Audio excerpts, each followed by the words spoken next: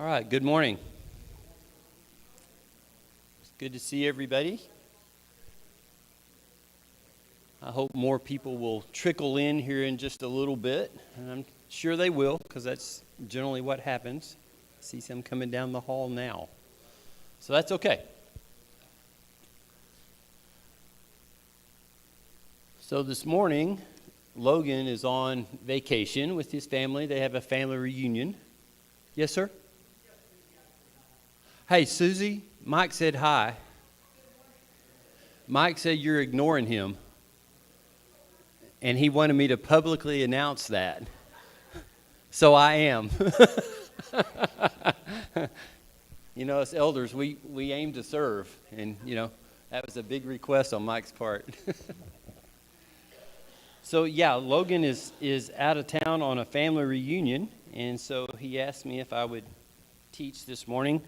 So I asked him, I said, what would you like for me to do? Because, I don't know, Logan is, I think, a masterful teacher, especially when it comes to history, and his understanding and his ability to tell us about history and how it relates to the Bible, I think is incredible. I don't have that talent. So I thought what I would do is kind of take a spin off of what he's been talking about. Y'all come on in. So just as he did send me what he talked about last week, and I think y'all were talking about the reign of David.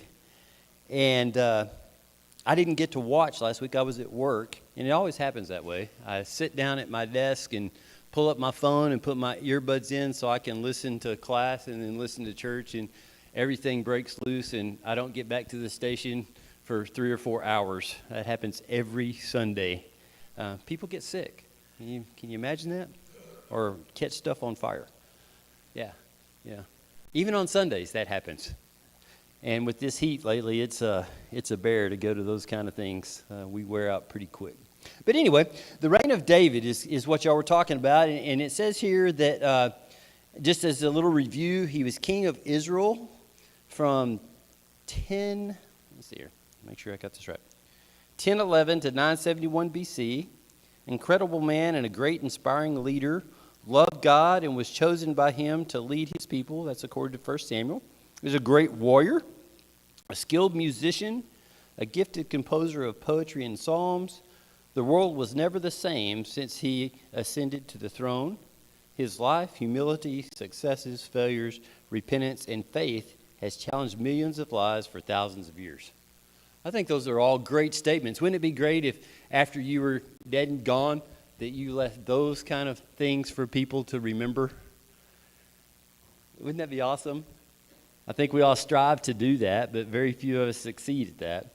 But I love that about David. So those were the things that y'all were talking about, and some others. But I thought I want to continue to talk about David, but maybe something that would not be brought up about David in this type of a class. So we'll get there.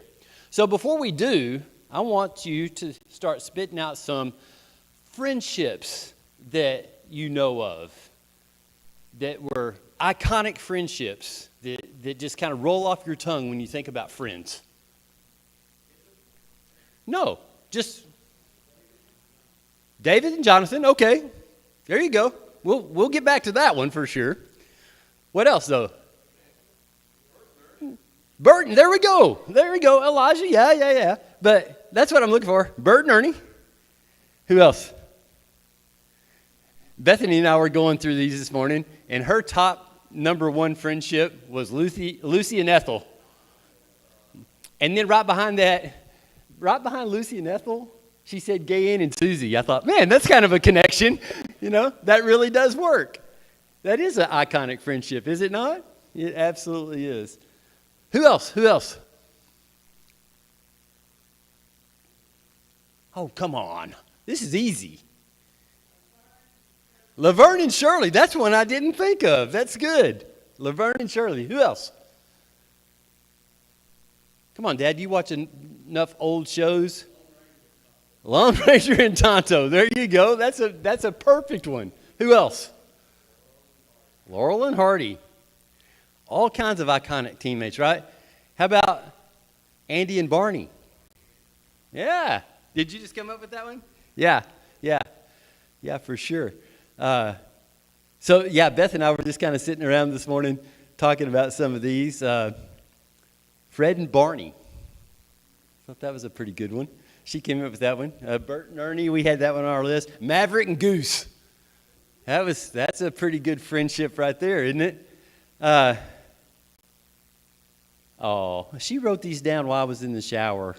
And she put you and me. I just now saw that. How sweet. Thank you, babe. Yeah, that's really great. And then right below that, though, she put Shaggy and Scooby. So I don't know. What's her thought process there? Shaggy and Scooby. So, yeah, there are so many. My personal favorite is my all-time personal favorite show is Lonesome Dove. I bet I've seen Lonesome Dove 100 times.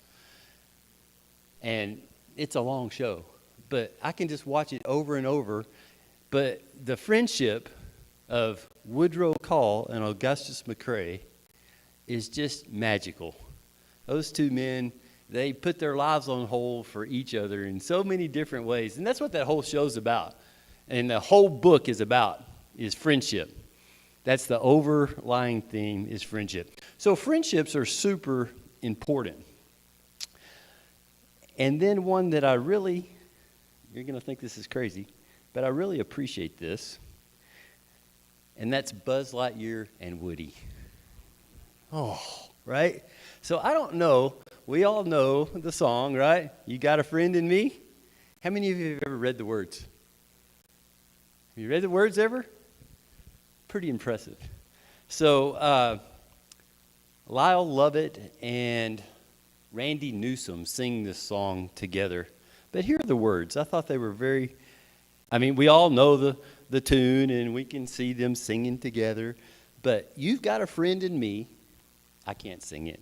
You've got a friend in me. When the road looks rough ahead and you're miles and miles from your nice warm bed, you just remember what your old pal said. Boy, you've got a friend in me. Yeah, you've got a friend in me. You've got a friend in me. You've got a friend in me. You got troubles? I've got them too. There isn't anything I wouldn't do for you. We stick together and see it through because you've got a friend in me. You've got a friend in me. Some other folks might be a little bit smarter than I am, bigger and stronger too, maybe, but none of them will ever love you the way I do. It's me and you, boy. And as the years go by, our friendship will never die. You're going to see its destiny. You've got a friend in me. You've got a friend in me. You've got a friend in me. Are those not incredible words for a kid's show, right? But I think the words there and the meaning, and you watch the movie again, it's all about friendship. And friendship is an important part, I think, of being a Christian. And I think, Jim, you already mentioned David and Jonathan. We're going to talk about that friendship this morning and the depth of it. But I think God intended for us as brothers and sisters in Christ to be very, very dedicated, good friends. Do you agree with that?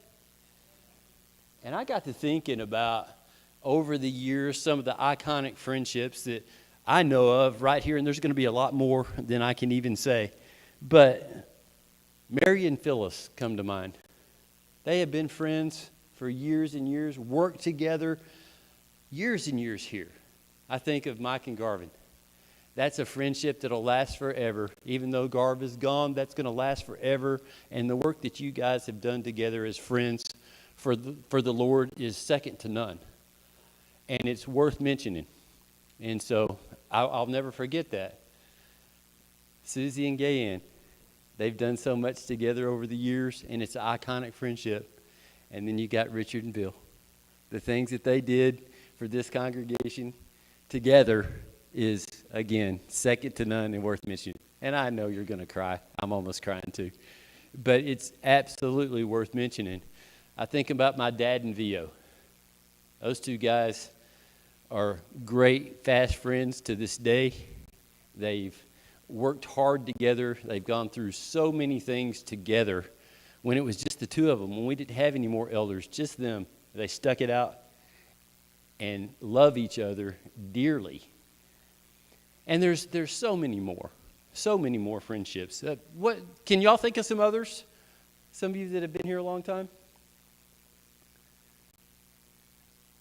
I think about my granddad and my Uncle Herschel, even though they were relatives, they were really tight friends, really good friends. Besides being elders together and being brother-in-laws, they were good friends. Been trying to think of some others. So friendships they're important, and they're important to who we are. And I really think that that's why we had the example of the friendship of David and Jonathan, to teach us how important friendships are and relationships that are meaningful, that have depth. I've got over 300 friends on Facebook. How many friends do you have? You can just click on them. You don't even have to ask them to be your friend, do you? You can just pretend they're your friend. So are those really friendships? I mean, 300 friends? I talk to 5 of those people. You know, I mean, if we're going to be honest, and I am, I post very seldom. I'm more a stalker than I am a poster. But those aren't really, they're friends, but they're kind of more like acquaintances, aren't they? They really are. So those are the social media kind of friends. Then you've got your good friends that are a little bit more than social media friends. They're the friends that, you know, hey, how you doing today? Oh, I'm good. How are you? Hadn't seen you in a couple of weeks. Yeah, I know. But nothing of any depth. When you say, how are you doing, it's kind of a formality, right? You really don't want to know. It's just like, that's what we do. I don't know. We probably shouldn't do that. We should probably be a little bit more sincere, you know. Ron, how are you doing this week? Really, Ron? Have you had a wonderful week? Good, good. I'm not going to ruin it. So not missing your boat this week and your knees aren't acting up or any of those concerns that you normally have? None of those this week? Man, that's good. So see, that's the kind of conversation we should probably have, but we don't. Most of the time I say, Ron, how you doing? I'm great. Well, good, me too. We'll see you after church. So those kind of conversations. So we have those kind of friends, right? But then I think it's important that we think about, and some people aren't real friend people. You know, I can just do everything myself. But I feel like we all need somebody. And hopefully you've got that kind of a friend. And we're going to talk about that deep of a friendship when we start talking about David and Jonathan here in a second. But I don't think we really have to have a definition, a technical definition of friend. Everybody has their own idea about it. But really, a friend's a person you know well and regard with affection and trust. Is that a good definition? Someone you know well and regard with affection and trust. I think that's a pretty good definition of what a friend is. I think we've seen the quote before, a friend is someone you can do nothing with and enjoy it. And I think that's really true too. Another thing when you talk about friendship is, you know, your best friend is the kind of friend that you can go 2 or 3 years and not see. And then you get together and you just pick up right where you left off. You know, to me, that seems like your truest friends are those kind. And you really appreciate that time when you're together, even though you hadn't seen each other for quite some time, right? So those are the kind of friends that I really want to talk about. And we know that there was a special friendship that existed between David, and David being the king in waiting and Jonathan the son of the king. So right there, does that sound like a likely friendship? Probably not. I think their ages were relatively close. But Jonathan, I mean, if you followed all the rules of a monarchy, would be what? After Saul died. He's the heir, right? He's next in line. He should wear the crown. But was he ever going to wear the crown? He was never going to wear the crown. But Jonathan and David still were friends. And so that was very, very special, I think. And it was a blessing to both of them. So go ahead and turn in your Bible to 1 Samuel 18. We're going to look at quite a few things here.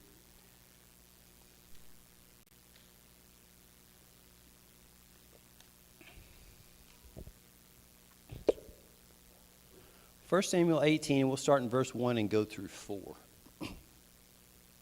Now, after David had finished talking with Saul, Jonathan became one in spirit with David, and he loved him as himself. From that day, Saul kept David with him and did not let him return to his father's house. And Jonathan then made a covenant with David because he loved him as himself. Jonathan took off the robe he was wearing and gave it to David, along with his tunic and even his sword, his bow, and his belt.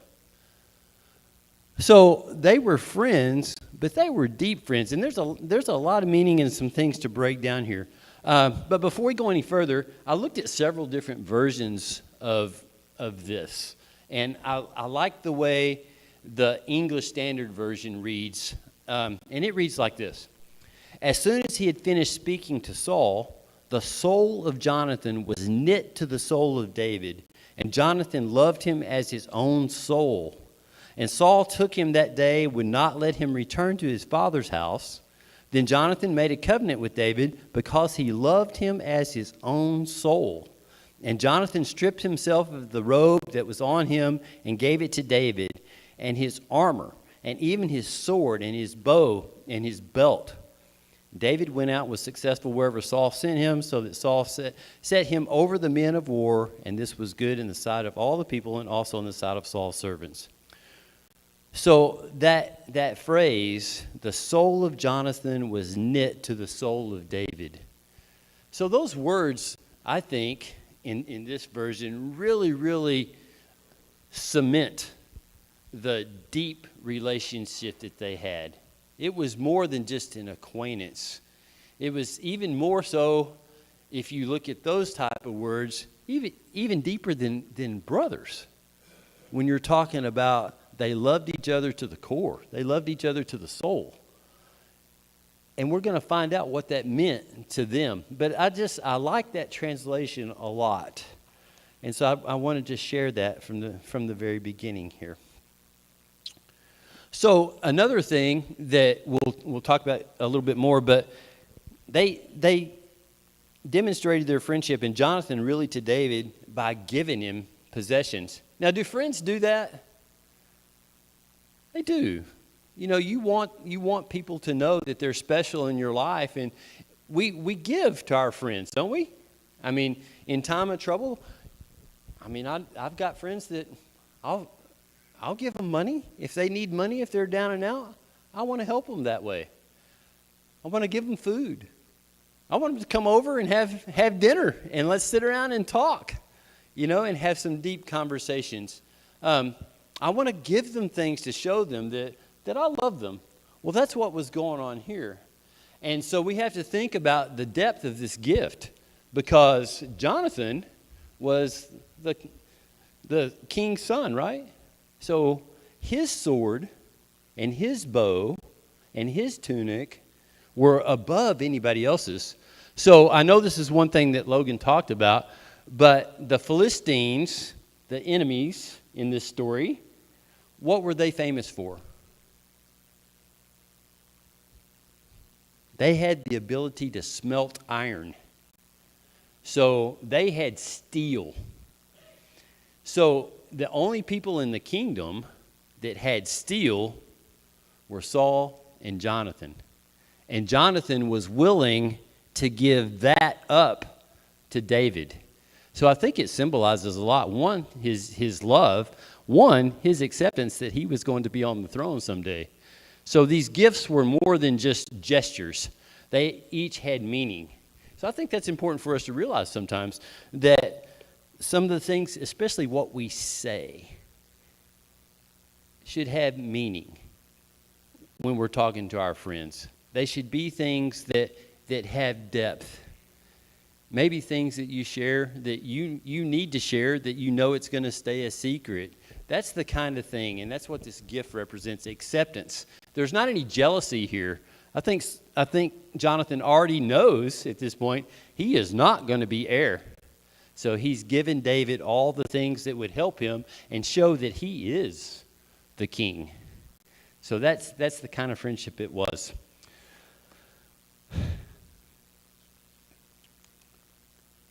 So do we desire to have friends? I think most people do. And making friends is easier for some people than others, I think. But when it happens, you just kind of know it and you kind of feel it. But like I said, the gifts there were very, very important. And what happens a lot of times in friendships that are deep, sometimes jealousy gets in the way. Does it not? How many times do you know? I mean, Dad mentioned the Lone Ranger and Tonto. How much credit did Tonto get?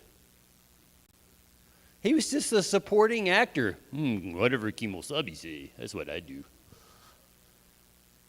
But the Lone Ranger was the star in that friendship. He got all the credit, but Tonto never left his side at all. He never did that. So jealousy never entered into that relationship.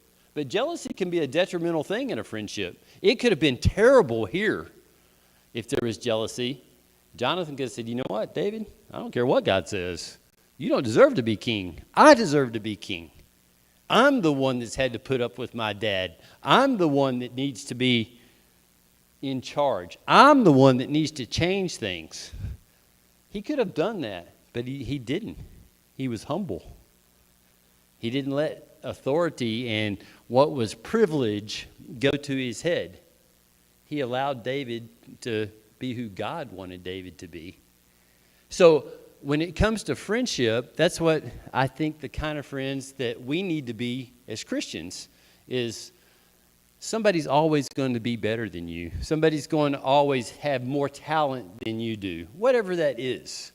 But that shouldn't be license for us to be jealous of that person or not be friends with that person. That should just give us the opportunity to say, man, I'm glad you've got that talent. Let me help you with that. Let's see what we can do together to further God's kingdom because you have that talent. I don't. So that's the kind of friend that we need to be as Christians. And that's the relationships that we need to look for. Are those kind that have deep meaning. Because when we have those kind of friendships and those kind of thoughts like David and Jonathan, then I think we can further the kingdom. David was able to further God's kingdom because of his friendship with Jonathan, right? What did Jonathan do to help do that? Let's look over in chapter 20. This whole chapter is about David and Jonathan. And Jonathan knew, of course, he lived with Saul. He knew Saul's jealousy of David. He knew that Saul had the potential to chase David down and have him killed. He knew that. He knew his father well. If you really read several times, Jonathan knew his dad. He knew his dad's heart. But he also knew David and David's abilities and his talents and what God had desired for him. And so Jonathan went out on a limb more than once to protect David from Saul, to save his life. Now that's a friend that'll go out and want to save the life of another, even though it wasn't beneficial to you. So maybe that's part of the point too, is that friendship it's not about us, it's always about the other person. And I think we see that. So it's deeper than friendship, of course, when it comes to Jesus, but I think that the attitude is the same. When Jesus was here with us, it was never about Jesus. It was always about us. That's the kind of friend that we have in Jesus. What a friend we have in Jesus. If you read those words, oh my goodness. If you've never just read the words to what a friend we have in Jesus, I need you to do that. Because that's the kind of friend that we should model our friendships after. Everything he did from morning to evening and beyond was not for himself. Everything was for us. So do we think about Jesus being our friend? Mike, do you think about that? Good. I'm glad. Sometimes I think we forget about Jesus being our friend. I think that and as he deserves in reverence, we put him way up here on a pedestal, and sometimes I feel like, and I forget sometimes myself, that he's approachable. We forget that Jesus is approachable. That's why he gave us prayer, is to approach him, but we forget that. And I think because we do that, because we forget that Jesus is our friend. And everything that he did was to benefit us so that we could spend time together in a relationship later on. So let's not forget that. When you think about your friends, think about Jesus as being your friend. And I just, when I was studying for this and thinking about friendships and deep friendships, I thought about the apostles. Man, they had to be friends with all the things that they did, but they were friends with Jesus. Now, it wasn't always roses, was it? The relationship they had there? Jesus, as a friend, he called them out on several occasions and pointed out that they were wrong, right? Sometimes friends have to do that. Sometimes friends, if you are a good friend, are going to have to do what Jesus did and, in love, rebuke. That's part of being friends. Now, we don't really see that friendship or that part of being a friend in the David and Jonathan story, but it is reality that if you're a good friend, you're going to get corrected by your good friends, but you're going to also do some correcting. That's part of being a friend. That's part of loving each other, as long as we do it correctly, as long as we do it in love the way Jesus did it, we're good. So let's not forget that Jesus is our friend. So one of the things that I wanted to look at, another thing, is that 1 Samuel 23:17.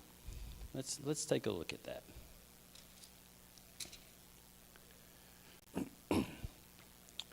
So Saul is pursuing David. David's been hiding out. Jonathan's been helping him avoid Saul in the last several chapters. But one thing that, starting in verse 15, I'm going to read this. It says, while David was at Horesh in the desert of Ziph, he learned that Saul had come out to take his life. And Saul's son Jonathan went to David at Horesh and helped him find strength in God. And then in 18, the two of them made a covenant before the Lord. Then Jonathan went home, but David remained at Horesh. So something that really stuck out to me in verse 16, and I'm like y'all, I've studied this story and I've read it, and that's what's so cool about the Bible, is you just keep reading it and it keeps speaking to you. So if you've quit reading, don't. Pick it back up and find out what it's telling you, how it's talking to you. It's going to continue to talk to you for the rest of your life. Something's going to stick out like this verse did to me. And Saul's son Jonathan went to David at Horesh and helped him find strength in himself and in their friendship. Yeah, that's not what it said at all, was it? Who did he help him find strength in, Jim? In God. Now, that's a quality, I think, of a friend that's a true friend. This is crisis time. Saul is wanting to kill him. And Jonathan goes out to talk with him and helps him find strength in God. Not find strength in the sword that he gave him. Not find strength in the army that he could have. Not find strength in Jonathan to help him out. To find strength in God. Yes, sir. Yes, sir.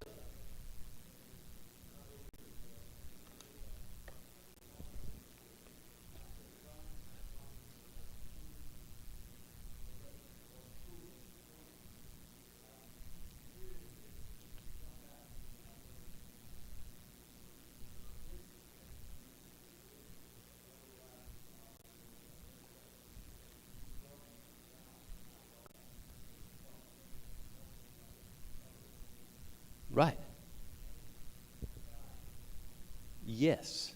Yes. And to have a friend that'll help you do that. And, sometimes, things get hard. And life is hard. Our congregation's had a rough week. Vandals coming in and, just all kinds of things that happened this week were tough. But for some reason, we have to think and continue to believe and know God is in control. There's a reason for everything. And sometimes a good friend has to bring us down and tell us that. Let me remind you, we're not in control. Let me remind you, Jesus is your friend. Let me remind you, God is in control. That's what friends do. And that's what Jonathan was doing here. David's life was on the line, and he goes out to remind him that God is the one that you need to look to. And that's great advice. So we need to be friends that way, that we need to remind our friends and each other as brothers and sisters as well that God is in control. Let's help find strength in God, not anything else.